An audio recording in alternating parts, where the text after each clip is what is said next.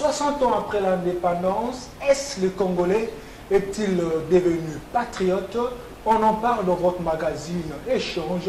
Nous avons reçu pour vous Pierrot Elamedji, l'homme à multiples casquettes. Il est journaliste, écrivain, conférencier, coach. Il est aussi coordonnateur du groupe Au-delà de limites ADEL en sigle.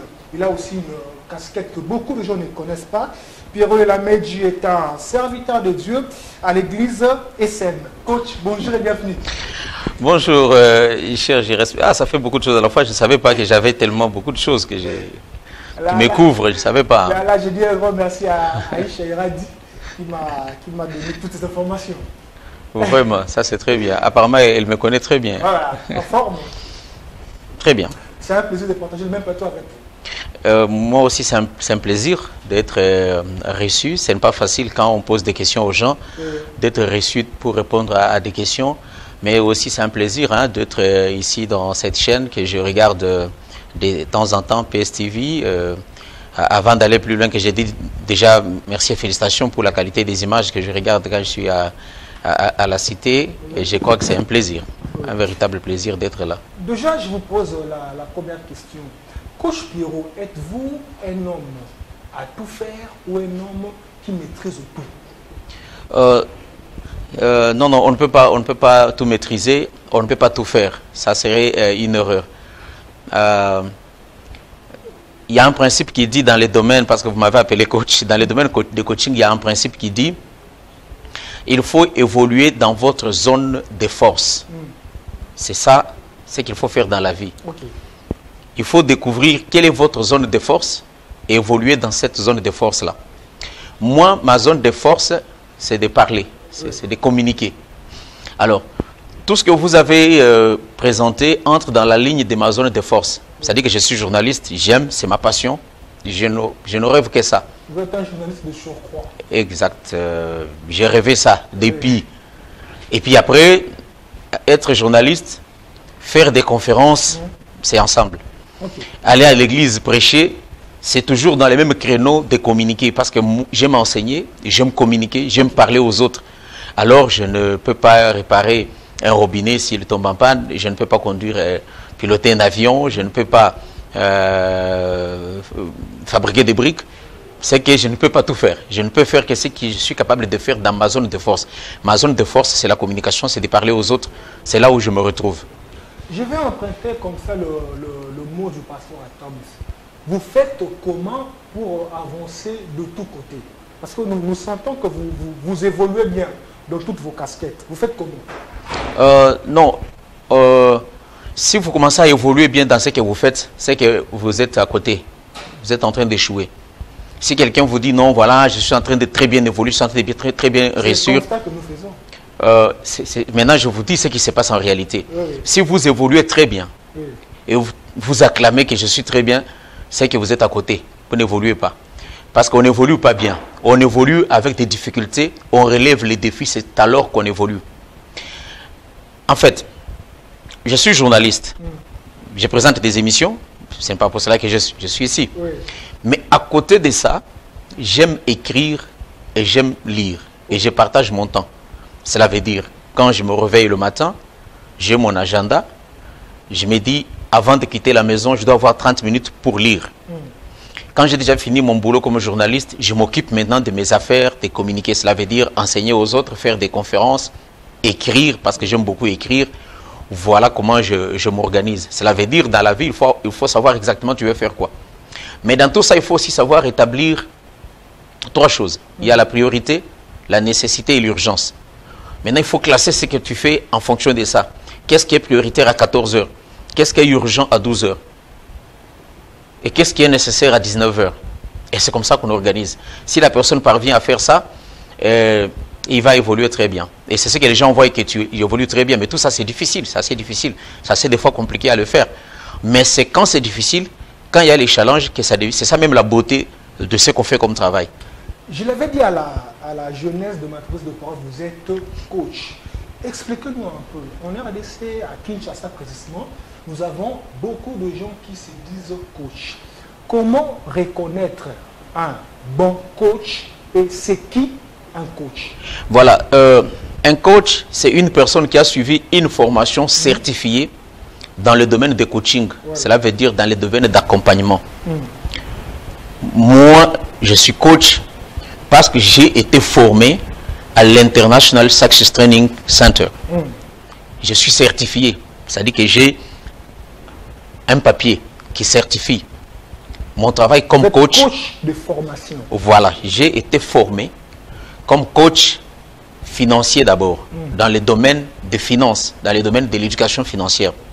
Mais à côté de ça, parce que tu ne peux pas réussir dans l'éducation financière si tu ne fais pas le coaching personnel qui te permet de pouvoir savoir comment vivre, comment te comporter dans le domaine de leadership. C'est comme ça qu'on devient coach. On doit d'abord être formé dans une structure pour faire ce métier de coach. Cela veut dire d'accompagner. Alors, comment reconnaître les bons coachs? Alors, on reconnaît les bons coachs, pas parce tout ce qu'il dit, mais tout ce qu'il vit. Parce que le coaching ne se dit pas, mais le coaching se vit. Nous avons à présent sur les réseaux sociaux de coachs virtuels. Je ne sais pas dire qui est coach, qui n'est pas coach, mais je dis ceci. Vous reconnaissez un coach, pas par ce qu'il dit, mais ce qu'il vit. Alors, si je suis coach aujourd'hui en leadership, alors vous n'avez qu'à regarder les résultats de ce que je fais. Dans mon travail comme journaliste, est-ce que je suis un bon journaliste? Est-ce que je suis excellent dans mon travail? Dans mon travail sur le plan de la production, est-ce que je produis comme il faut? Est-ce que j'enseigne aux autres? Est-ce que les gens que j'enseigne ont le résultat dans leur vie? C'est comme ça qu'on reconnaît les coachs. On ne reconnaît pas les coachs parce qu'il dit que je suis coach, mais il faut le regarder. Est-ce que dans son être, dans sa façon de se comprendre, façon de vivre, est-ce qu'il reflète le coaching dans n'importe quel domaine? Ça dépend dans quel domaine quelqu'un est coach. C'est comme ça. Vous parlez tellement bien. À Kinshasa, nous avons beaucoup de coachs. Je peux citer quelques-uns. Il y a Trésor Kandolo, il y a Eugène Kandolo, il y a Christine Chika, il y a Aïcha Iradi, c'est mon coach personnel, il y a Aris Ngalassi. Est-ce qu'il y a comme ça une structure qui vous réunit, ou soit chacun travaille comme cavalier solitaire? Il n'y a pas une structure qui réunit tous les coachs de Kinshasa? Non, malheureusement, ici chez nous, il n'y a pas encore une structure qui réunit les coachs de la ville de Kinshasa comme ailleurs. D'ailleurs, avec mon mentor, mon formateur, le coach Ricardo Kanyama, on avait déjà pensé à mettre en place ce qu'on devait appeler l'association congolaise des coachs de succès. Parce qu'il faut être certifié sur la Fédération internationale des coachs. Mais ce n'est pas encore arrivé ici. Mais pour être certifié, par exemple, à la Fédération internationale des coachs, il faut avoir maintenant une certification extérieure. Cela veut dire, en dehors des certifications locales, tu dois suivre une formation qui te permet d'avoir une certification internationale. Ça peut être au Canada, ça peut être en France. C'est ce que moi, je vais commencer le 1er août. Je commence une formation avec un mentor français pour avoir une certification internationale. C'est tout un long processus qui va te permettre maintenant d'être certifié d'une manière internationale. Mais en RDC, on n'a pas encore une structure formelle qui peut réunir l'ensemble des coachs. Travaille à sa manière. Oui, chacun travaille selon ce qu'il a défini. Mais les valeurs restent les mêmes. Il reste à savoir maintenant si tous les coachs ont l'éthique et la déontologie comme cela a été adopté par la Fédération internationale des coachs. Ça, c'est en fait tout ce que tu as cité. Je voulais d'abord les féliciter, Christelle, que ce soit Eugène Kandolo, je les remercie beaucoup. D'ailleurs, ils sont très excellents, ils ont fait un travail extraordinaire, ils ont permis à beaucoup de personnes de pouvoir évoluer. Aïcha Iradi, que tu as cité, que j'ai pris sous mon aile, qui est maintenant ton coach personnel, ça c'est extraordinaire. C'est que moi je suis ton grand-père, voilà. Et ça. Mais l'effort aujourd'hui qui peut être fait, c'est de pouvoir structurer les coachs. Parce que c'est une nouvelle donne qui n'était pas là dans le pays. Chaque fois quand ça arrive, il faut mettre du temps pour pouvoir structurer ça. Et on peut y arriver. Je pense que vous le connaissez. Il y a un grand coach américain, John Carlos Maxwell. Il a dit dans son ouvrage, le 21 qualités d'un bon leader. J'ai cet ouvrage-là chez nous à la maison. Il a dit, maîtriser les connaissances pour devenir un leader est une chose. Mais être à mesure de le pratiquer en est une autre. Votre point de vue par rapport à ça? Mais c'est parce que je l'ai dit tout à l'heure dans une autre émission. Nous ne sommes pas payés pour ce que nous connaissons, mais nous sommes payés pour ce que nous faisons avec ce que nous connaissons. J'aime ça. Je reprends. Nous ne sommes pas payés. Mais à la fin de l'émission, Oui. on va voir ça. Oui. Nous ne sommes pas payés pour ce que nous connaissons. Oui. Nous sommes payés pour ce que nous faisons avec ce que nous connaissons. Ça veut dire quoi? Il ne faut pas seulement accumuler des connaissances. Il ne faut pas seulement accumuler des titres. Il ne faut pas accumuler des diplômes. Il faut que les connaissances puissent avoir un impact. Un impact dans votre propre vie d'abord et puisse impacter la vie des autres personnes. Ok. C'est ça la question exactement de leadership. C'est d'être en mesure de pouvoir impacter votre vie et impacter la vie des autres personnes. C'est ça, même grandir. Oui, oui. Et je vais ouvrir une brèche pour dire, les gens se plaignent que dans notre pays. Je vous en prie, je vous en prie. Le Congo, on se plaint, ça ne marche pas, ça ne marche pas, alors que nous, les pays regorgent de tous les grands diplômés qui puissent glisser avec tous les titres que nous avons. Mais c'est parce que nous avons commis l'erreur de pouvoir uniquement accumuler des connaissances, accumuler des titres, mais nous ne sommes pas capables de pouvoir mettre ces connaissances en pratique pour que ça transforme notre communauté. C'est là que j'ai dit, je n'aime pas quand quelqu'un dit j'ai beaucoup étudié. J'aime les gens qui sont instruits que ceux qui ont étudié. Parce que les gens qui ont étudié, ils accumulent des connaissances, mais qui en définitive ne permettent pas de transformer la communauté. Mais les gens instruits, et ils accumulent l'instruction, et l'instruction finit par transformer la société. Le jour où la RDC aura les gens instruits, on aura un pays totalement développé et qui va changer.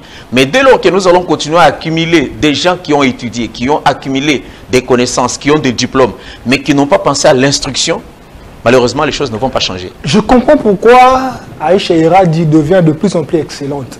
Je comprends pourquoi. Ah, pourquoi alors? Bah, je ne pose pas de questions. Je le dis après. Voilà, parlons à présent de votre ouvrage, Malade d'amour et mon cri de cœur pour toi, mon Congo.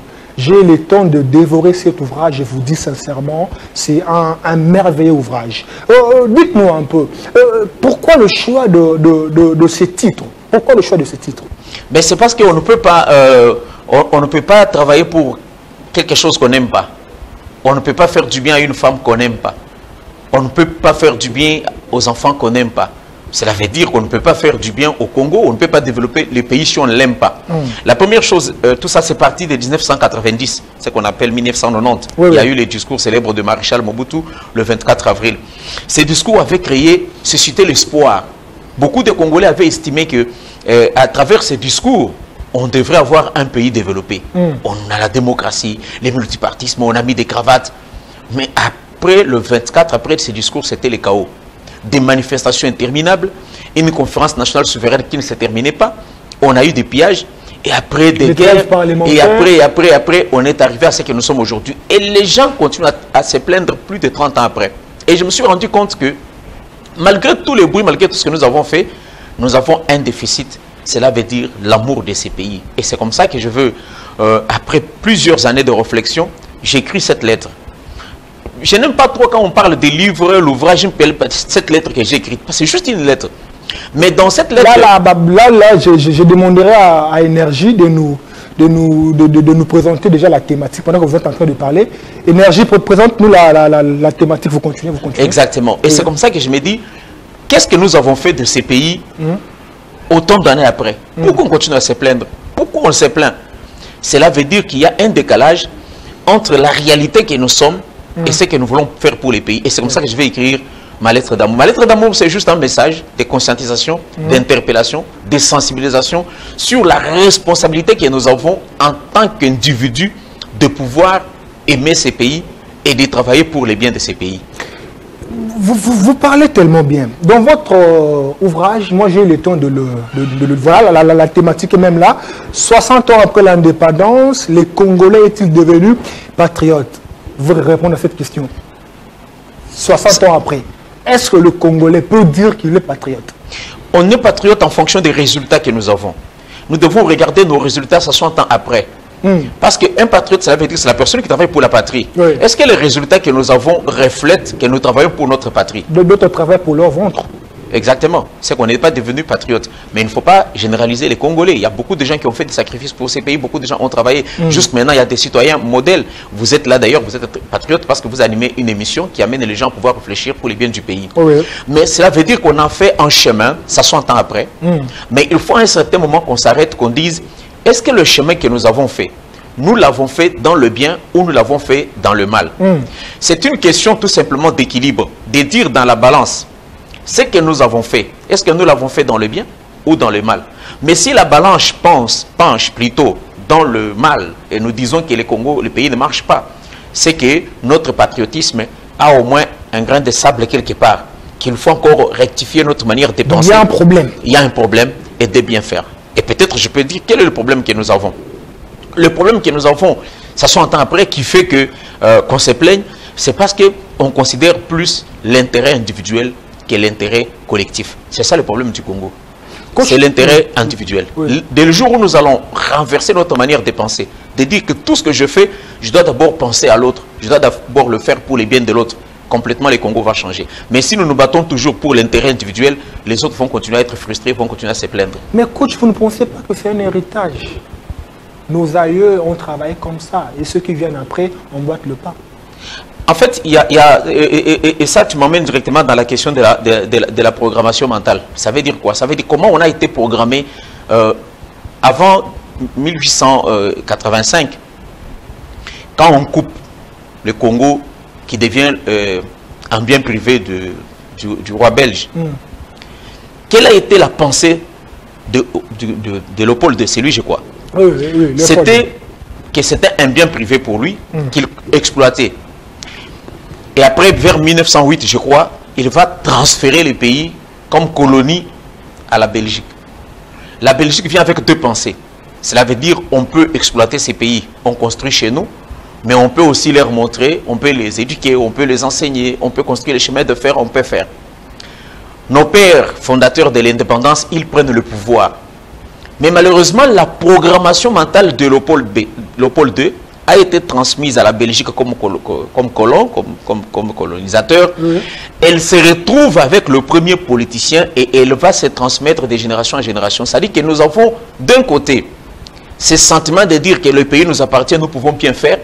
Mais d'un côté, cette programmation mentale de croire que le Congo, c'est un bien que nous pouvons exploiter. Et c'est comme ça que l'idée de la prédation va s'installer. Ouais. Et c'est ce qui fait qu'aujourd'hui, quand quelqu'un accède dans le poste de responsabilité, aussi longtemps que le côté mental qui est dominé par l'exploitation de la prédation domine, et il va croire que le fait qu'il accède au pouvoir, qu'il aille en poste de responsabilité, à quelque niveau que ce soit, c'est d'abord pour se servir.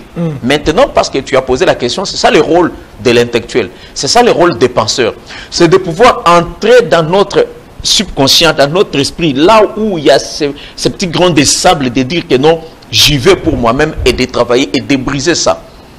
Et dès qu'on brise ça, et que tout Congolais pense que non, ce pays nous appartient, je dois faire de briser cela. Et d'abord, dès qu'on commence à briser quelque chose facilement, c'est qu'on est à côté.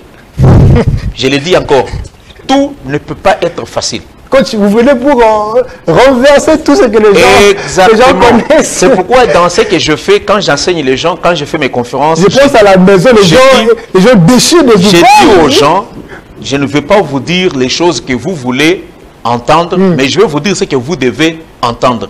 Dès comme l'évangile de Christ. Exactement. Dès que les choses deviennent faciles, c'est que vous êtes à côté. La vie, c'est un challenge. Aliko Dangote a dit, la vie, elle est ennuyeuse quand il n'y a pas de défi à relever.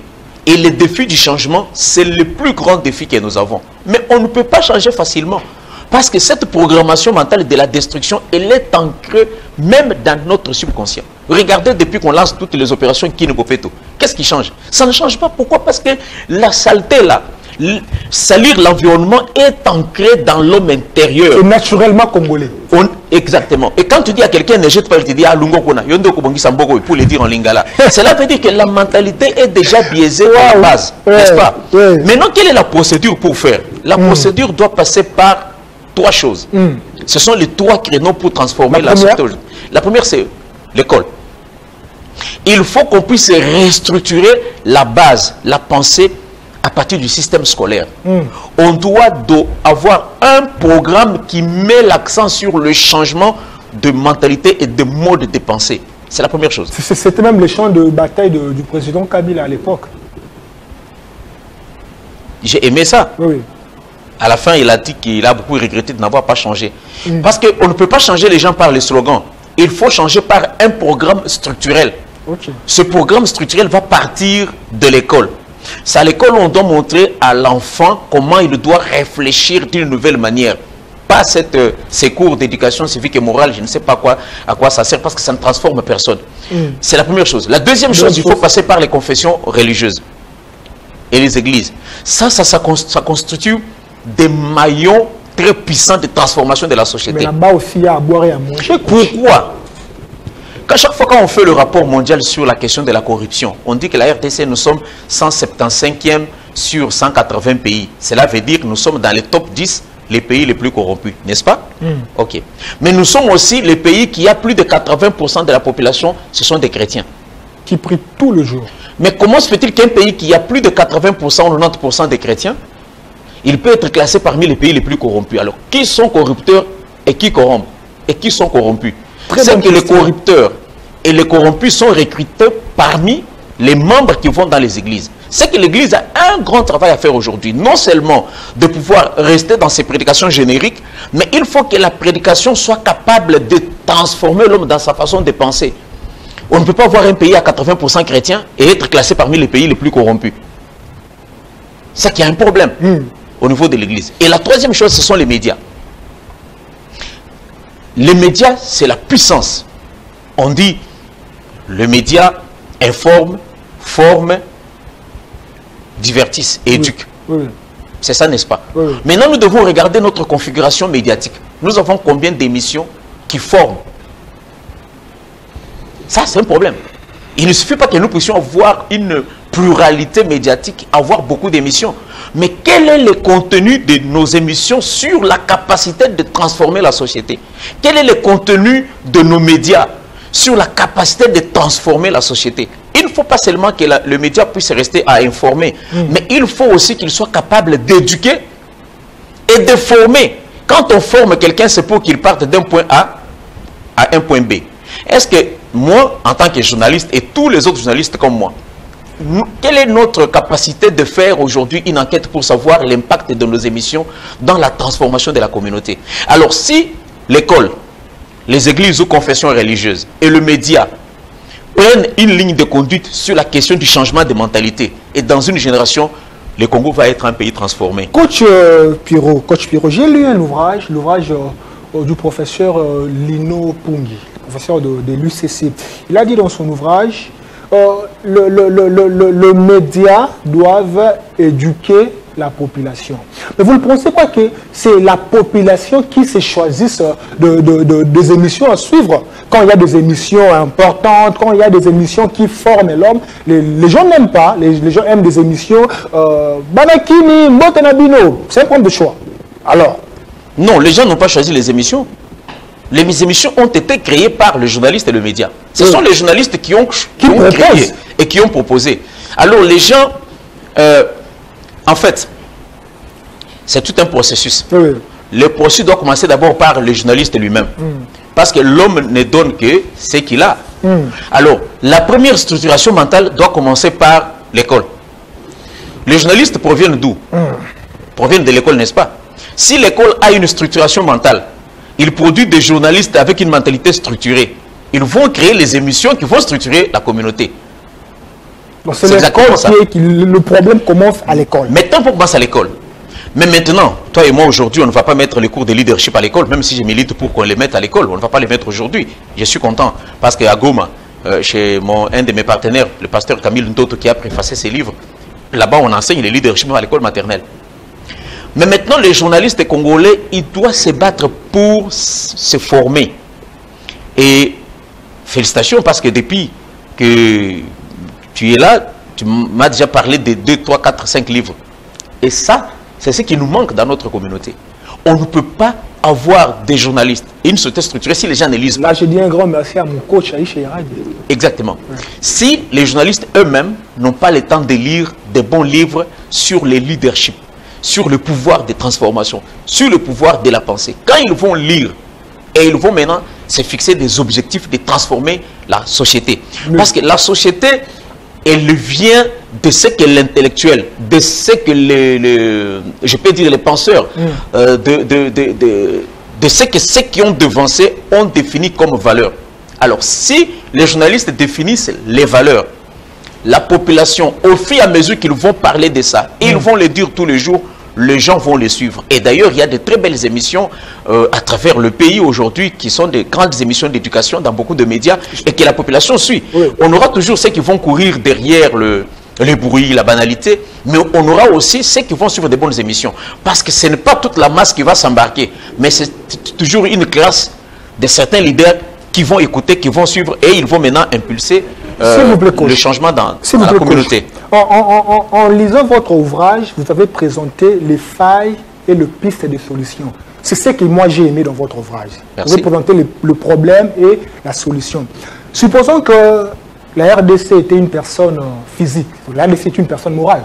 La RDC est une personne physique. Et vous étiez le docteur de la RDC. En diagnostiquant la RDC, vous direz, la RDC souffre de quelle maladie? Ah bon? Je suis passé par le domaine médical. Oui. Et en combinant avec la psychologie, la RDC en tant qu'individu souffre d'une seule maladie. Le déficit de la pensée. La pensée se trouve où? On peut dire dans l'esprit. La RDC a une seule maladie. C'est une maladie au niveau de l'esprit. Parce que c'est là où se trouve tout. C'est là où on prend les décisions, c'est là où on décide et tout ça. Il suffit seulement de soigner les côtés mentaux là. Et on a résolu le problème de la RDC. Waouh!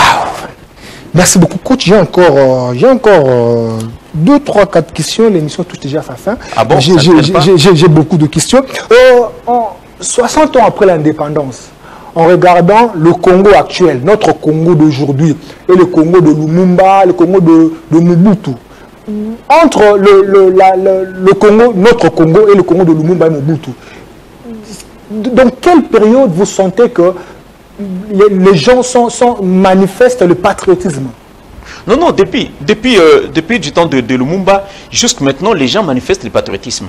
D'ailleurs, c'est parce qu'ils étaient patriotes qu'ils ont réclamé l'indépendance, qu'ils ont versé leur sang pour ça. Il faut rendre hommage à toute personne. Du temps de Mobutu, c'était la même chose. Mobutu s'est battu pour l'unité du pays.